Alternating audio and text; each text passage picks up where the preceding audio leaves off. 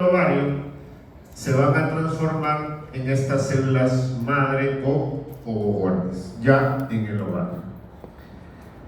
Luego, estas ovogonias, por un proceso de división, pero de tipo mitótica, no meiótica, sino mitótica, se van a diferenciar en los ovocitos primarios. Y este ovocito primario luego va a empezar un proceso de división, ahora sí, meiótica, meiosis, cuyo objetivo final es disminuir la carga genética, aquí adelante, de esta célula, ¿no? Para convertirse en una célula haploide de 23 cromosomas, para cuando sea fecundado por el espermatozoide, que también tiene 23 cromosomas, forme los 46 cromosomas. Pero en esta etapa de ovocito primario, iniciándose la meiosis, se detiene en la primera fase de la meiosis, que es la llamada profase. Acá se interrumpe la división y queda en un estado latente hasta la edad de la pubertad, ¿no? Que la mujer puede empezar a los 10, 12, 13, hasta los 16 años. Entonces va a quedar durante todo ese tiempo en estado latente. Entonces, en una recién nacida mujer vamos a encontrar aproximadamente 1 a 2 millones de ovocitos primarios en el nacimiento. Esta población va disminuyendo con la edad, de tal manera que en la pubertad, cuando nuevamente se retome ese proceso de esa división de la meiosis, se continúa ese proceso que quedó paralizado en la etapa de nacimiento, cuando llegue la pubertad, esta población de 2 millones puede bajar hasta 400.000. Entonces, conforme va avanzando la edad, la mujer va perdiendo ovocitos primarios. Llegada la menopausia, que aproximadamente puede ser entre los 45 y 50 años, es decir, la mujer ya, aquí adelante por favor, pierde esa capacidad, ¿no?, de seguir formando estrógenos, porque su ovario se atrofia. A ese proceso se denomina, ¿no?, menopausia. Ya la mujer ya no arregla. En ese momento de la menopausia, esta población va a llegar a ser pues completamente cero, ¿no? Ya no va a haber ovocitos primarios que inicien el proceso de maduración. Entonces, la carga inicial de 2 millones a los 50 años puede llegar a ser completamente cero.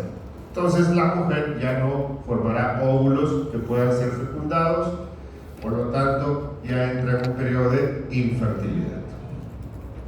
Entonces, llegada la pubertad, aproximadamente a los 3 años, aquí adelante, aproximadamente a los 13 años, va a ocurrir, ¿no?, que se reinicia esa división meiótica que se inició en el nacimiento, ¿no? Entonces, se completa la división meiótica y nos va a dar 2 células.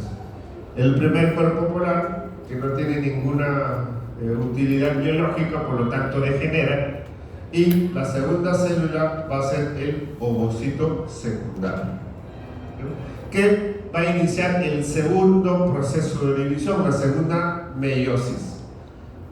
Aquí. Pero que también se va a interrumpir, pero ya no en la profase como es en la primera, sino se interrumpe en la metafase 2, porque es el segundo proceso de meiosis. ¿Hasta cuándo se va a quedar paralizado? Hasta que este ovocito sea fecundado, sea fertilizado por el espermatozoide.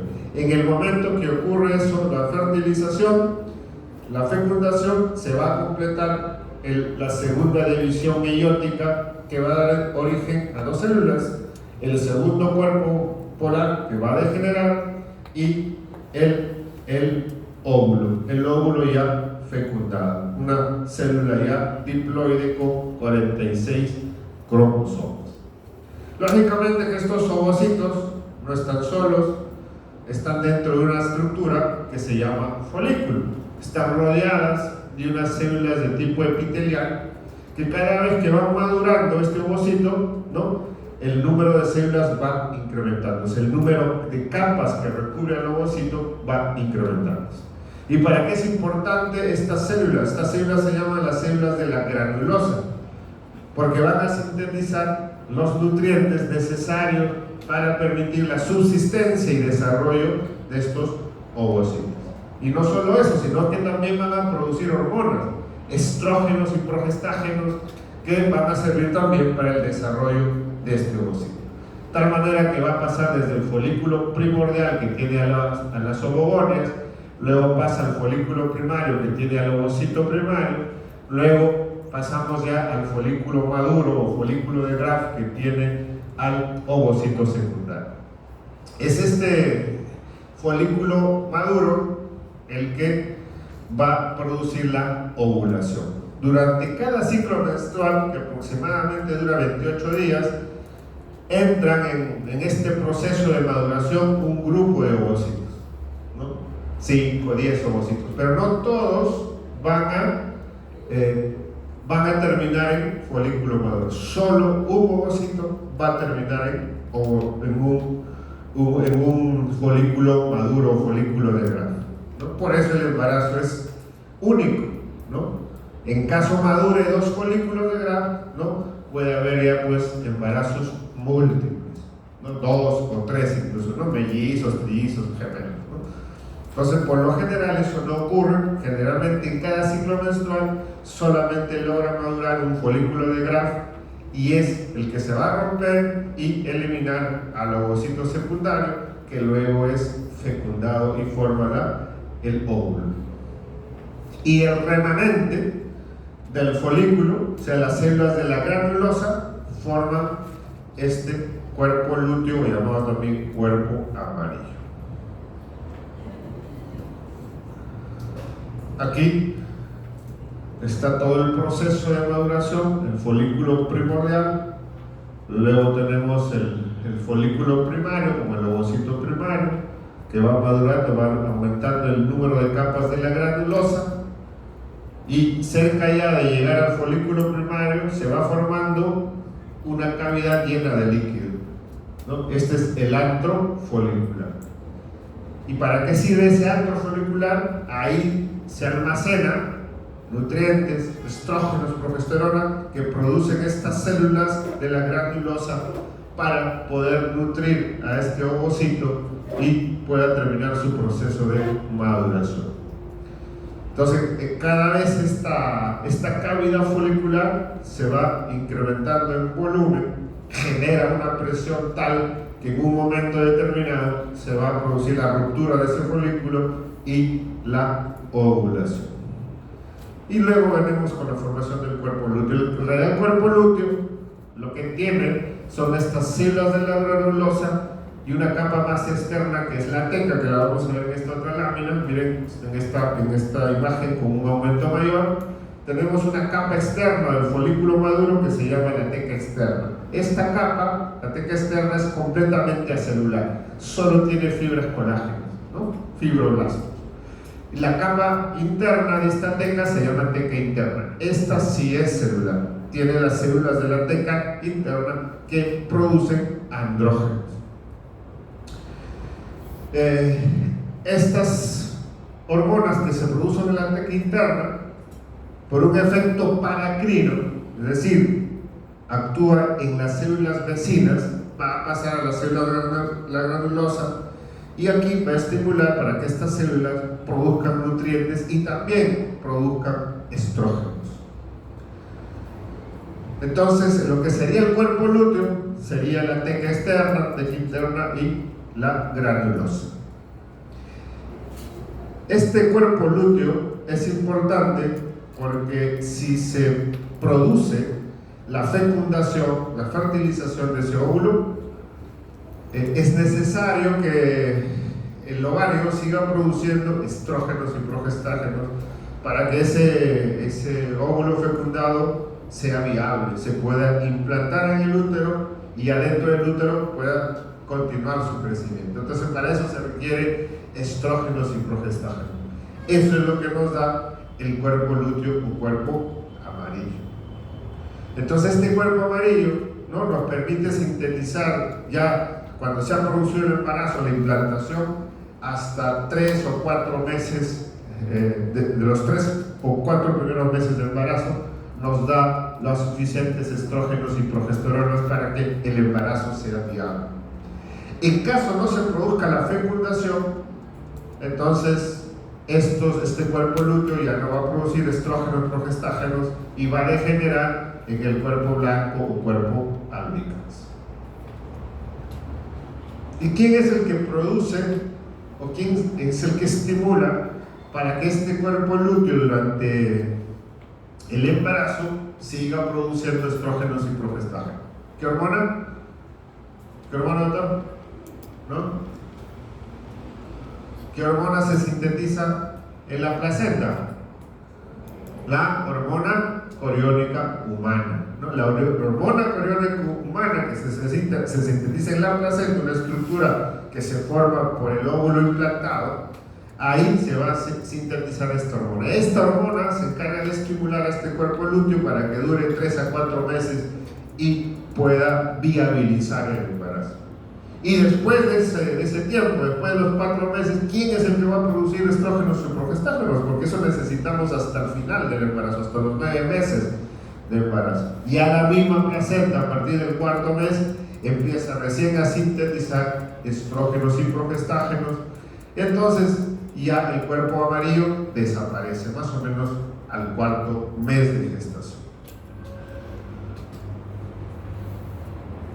Bien, entonces, ¿cómo se regula el eje hipotálamo ovárico? Todo empieza en el hipotálamo, ¿no? El hipotálamo produce la hipófisis anterior, perdón, el hipotálamo produce la hormona liberadora de gonadotrofinas, la GnRH, que va a actuar sobre la hipófisis anterior o adenohipófisis.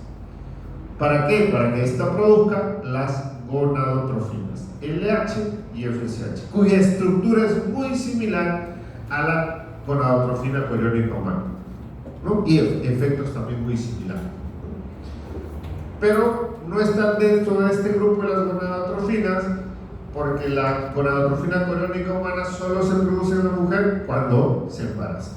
Si no se embaraza, no hay placenta, no hay hormona gonadotrofina coriónica humana, ¿no?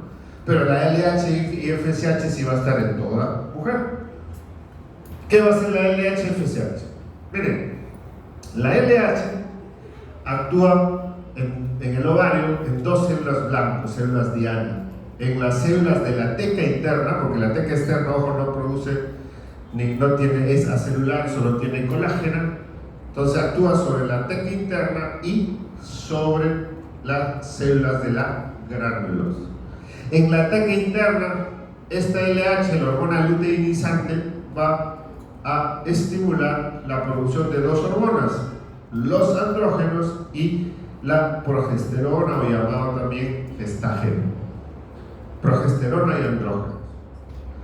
En cambio, la LH en las células de la granulosa va a estimular la formación principalmente de estrógenos, pero adicionalmente también podría formar progesterona.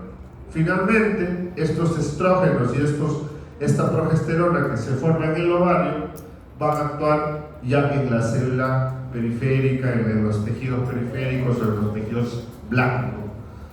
¿Cuál va a ser este tejido blanco? De los estrógenos y progestágenos. Todo el aparato genital interno, ¿no? Útero, trompas de Fallopo, ovario, los genitales externos, ¿no? Clítoris, los labios menores, labios mayores, las mamas. Esos son los órganos diana donde van a actuar los estrógenos y progestágenos.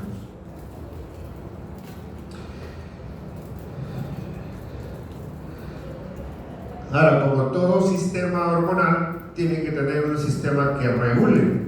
Si no habría quien esté inhibiendo este proceso, pues estaríamos formando abundantes estrógenos y progestágenos.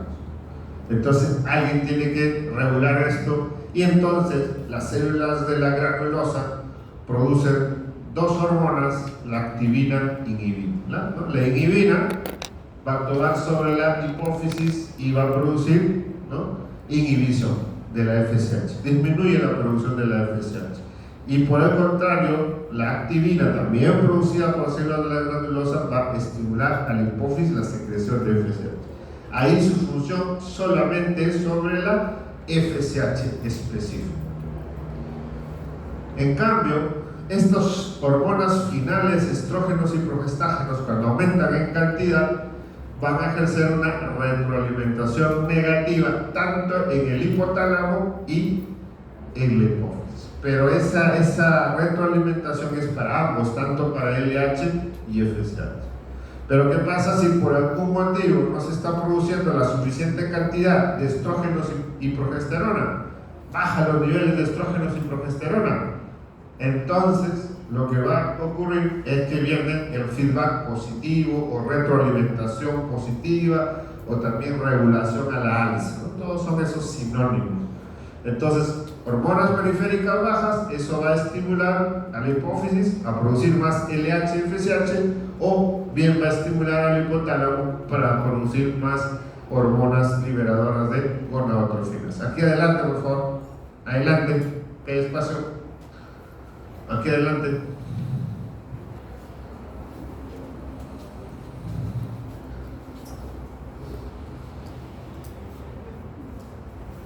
Pasen adelante. Pasen adelante. Aquí hay uno, dos, o ahí ya, quédate ahí. Aquí hay uno y aquí hay otro.